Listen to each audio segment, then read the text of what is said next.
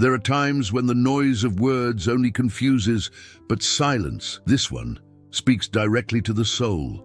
When a man decides to be silent, not out of cowardice, but out of self-control, something changes. It was not to cause pain, but to preserve peace. The silence of a firm man echoes brutally in the conscience of those who underestimated him. Stoicism teaches us that what is out of our control should not disturb us. And the recognition of the other is just that, unpredictable, unstable, external. So when you choose silence, you are actually choosing yourself.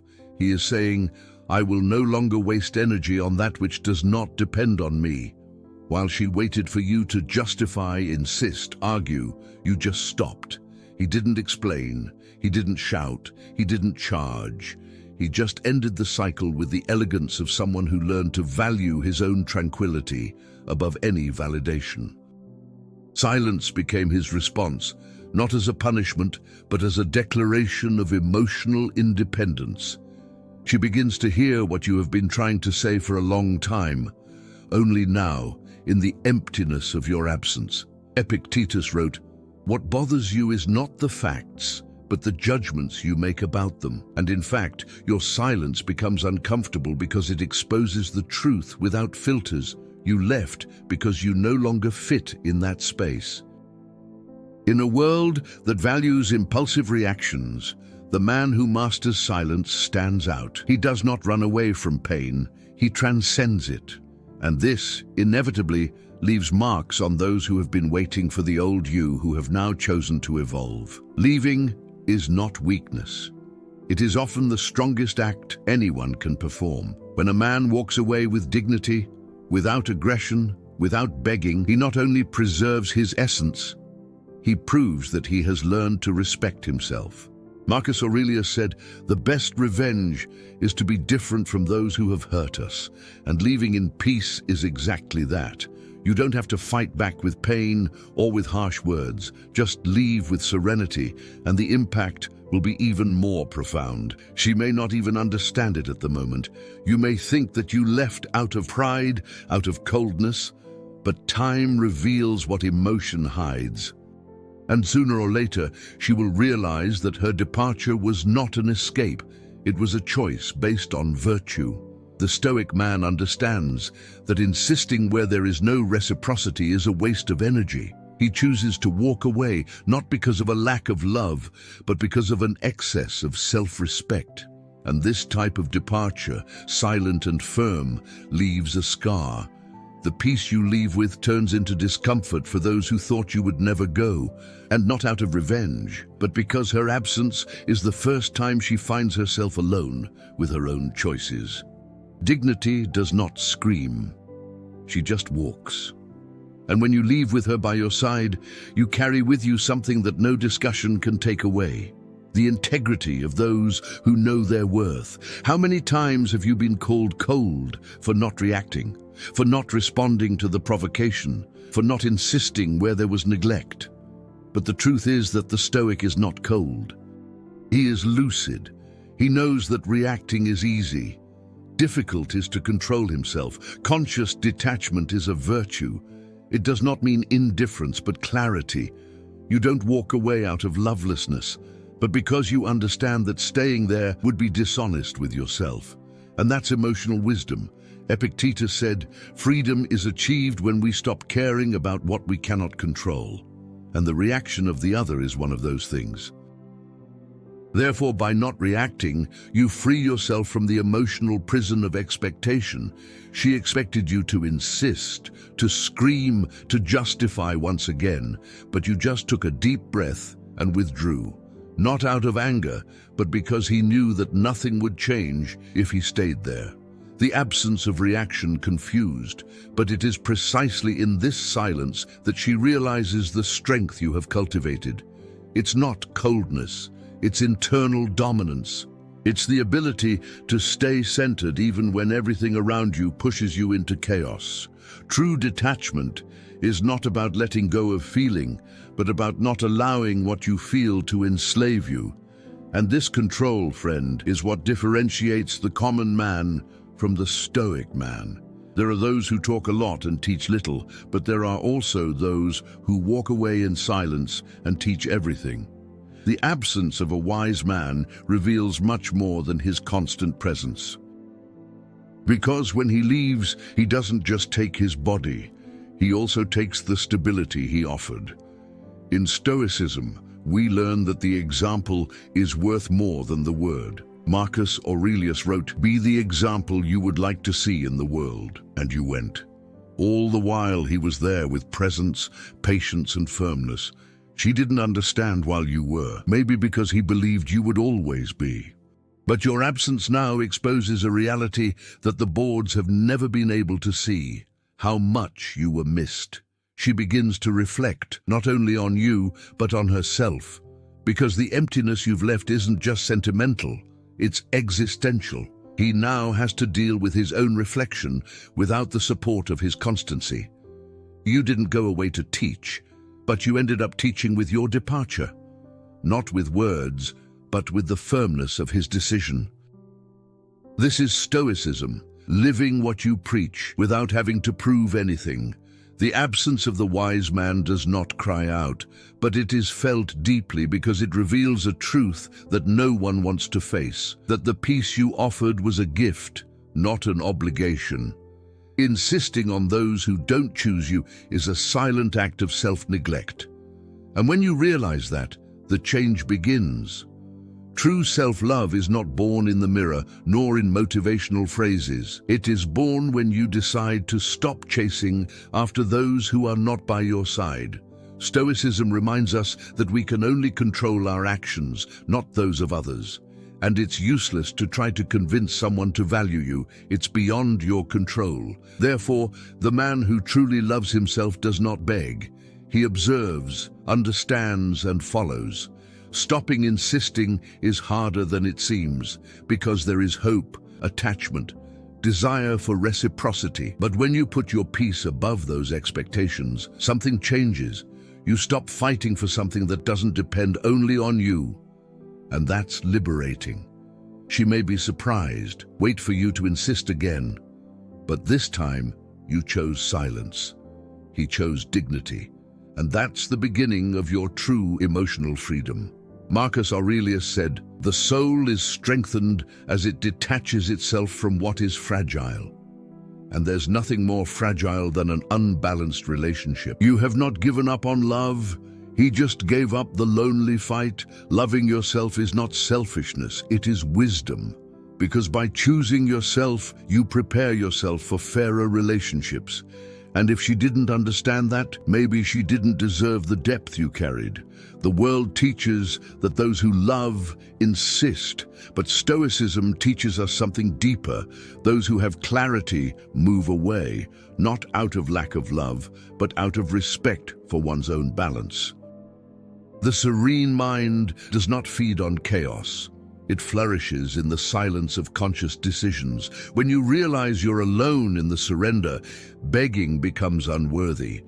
And the mind that seeks virtue understands that to persist where there is no fertile soil is to sow frustration. Therefore, the Stoic man prefers to retreat than to get lost trying to convince someone who cannot see. She expected you to give in, that he would come back with a long text, an explanation, but you left with serenity. And that disarms any ego, because it shows that you don't need to prove anything. You just act according to your principles. Epictetus said, "Do not seek to make things happen as you wish. Try to wish that they happen as they do, and everything will be fine." This acceptance gives you peace, and it is this peace that guides his decision to not beg anymore. By walking away with a steady mind and a clean heart, you make it clear that your peace is not for sale. It will not be exchanged for temporary attention or empty promises. This is not coldness, it is self-love in its purest form. The man who knows himself does not beg. He understands that he does not need to be where there is no reciprocity, and that sooner or later changes the perception of those who thought you would always be available. Detachment is not abandonment. It is to understand that there are places, people, and situations that no longer serve your evolution. The Stoic does not carry unnecessary weight. He walks lightly because he knows that attachment can be a disguised form of self-sabotage. You didn't give up on her. You gave up the idea that it was your role to convince her. This is maturity. It is knowing how to separate what you feel from what reality shows. And the reality sometimes is simple. She was not willing. Marcus Aurelius said, "Accept everything that happens to you and intertwine it with what is best in you." And letting go is exactly that. It is welcoming pain without resistance and even so, remaining firm, in peace. She may interpret his silence as weakness, but the man who turns away clearly does not shrink. It grows. It grows in presence, in awareness, in self-esteem. Detachment transforms you into someone more whole. Emotional wisdom does not prevent suffering. It only prevents us from suffering in vain. And you understood this when you decided to stop offering love where there was no opening to receive it. Detachment, therefore, is not giving up. It is trusting that what is fair will remain, and what does not remain has never truly been yours. This is serenity. This is stoicism in action. While you were there, everything seemed stable, but his absence was enough for everything to fall apart. This reveals a brutal truth. You sustained more than you imagined. His presence was structure, not just company. Stoicism teaches that virtue lies in being constant, even when one is not valued. And that's what you did for a long time. But there comes a time when even the firmest man must preserve himself. And when you left, you did what was necessary, not what was comfortable. She may not realize it on the first day, but little by little, the absence turns into a mirror. And each discomfort that arises, each emptiness that grows, shows who the emotional foundation of that relationship was. Marcus Aurelius wrote, "The soul is strengthened by enduring what is necessary." And enduring the absence of those you love is one of those tests. But it's on this test that she finally realizes how much of a difference you made. Not in the noise, but in the quiet order you conveyed. You didn't come out to provoke, you came out for air. And her departure, paradoxically, was the moment when she finally began to see you clearly, now without distractions.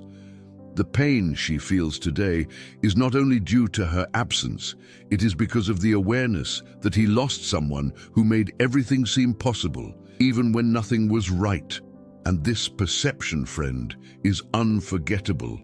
We live in a time where the loudest seems the loudest. But true strength, as Stoicism teaches, manifests itself in control. The man who knows how to go out without drama, without fighting, without spectacle, is the one who scares the most, because his peace is unbreakable. You didn't explode. He didn't make scenes. He just got up and left. This is not cowardice. It is silent courage.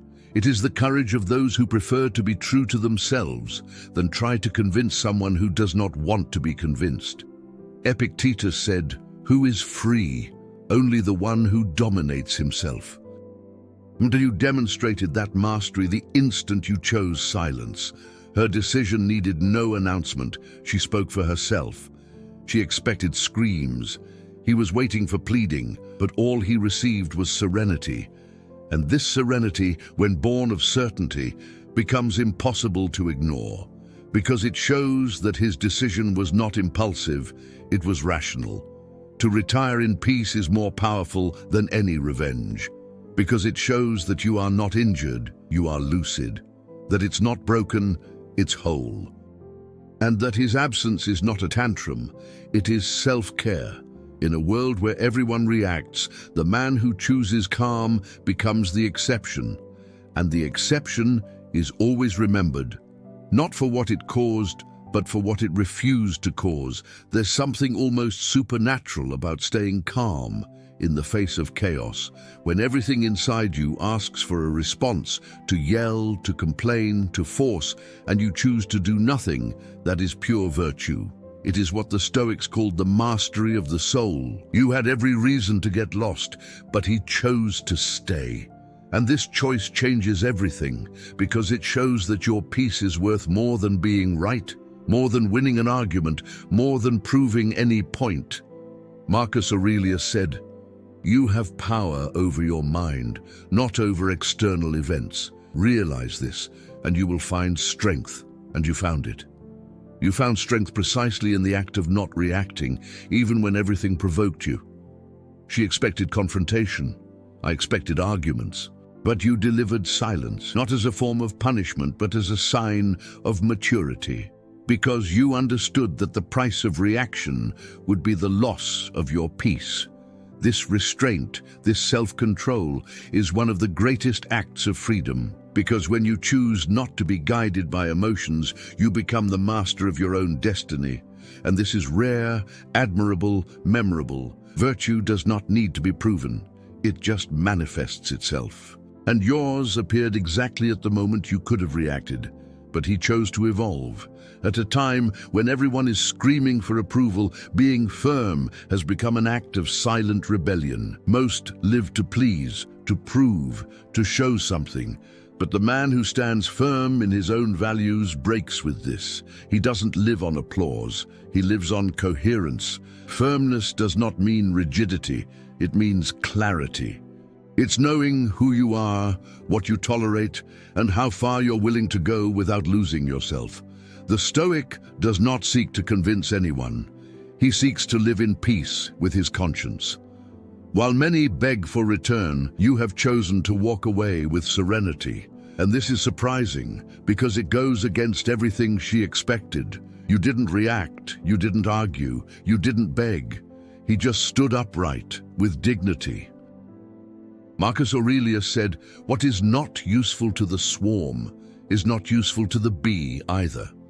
And if you are not valued in the collective of the relationship, there is no reason to wear yourself out individually. Firmness is also a filter.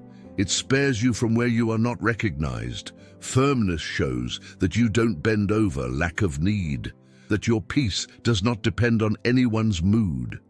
And this independence is frightening, because in a world of emotional dependencies, to be firm is to be free. His decision not to give in to the impulse, not to enter into the emotional game, is revolutionary. And every revolution leaves a trace. Your trail is one of silence, presence, and integrity. And that, friend, you don't forget. The most powerful choice a man can make is to choose himself. Not as someone who closes himself off from the world, but as someone who decides not to abandon himself anymore. This decision changes everything. The way you walk, talk, look. It even changes how others see you.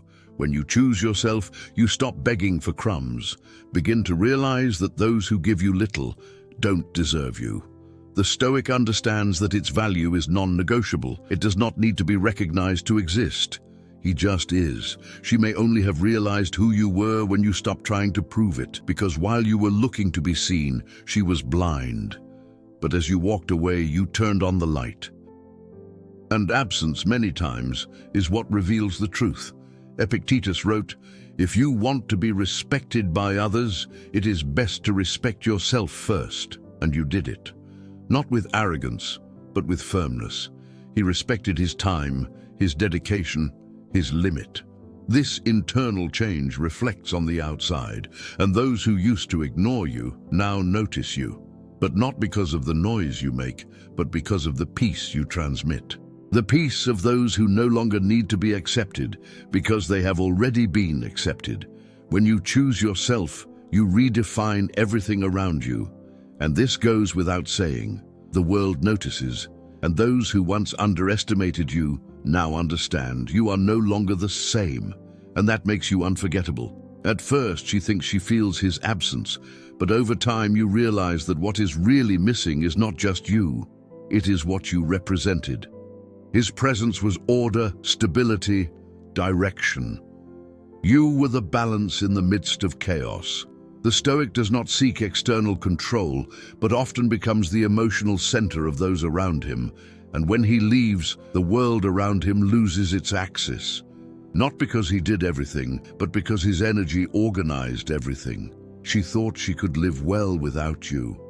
But suddenly, the days became more confusing, the most unstable emotions.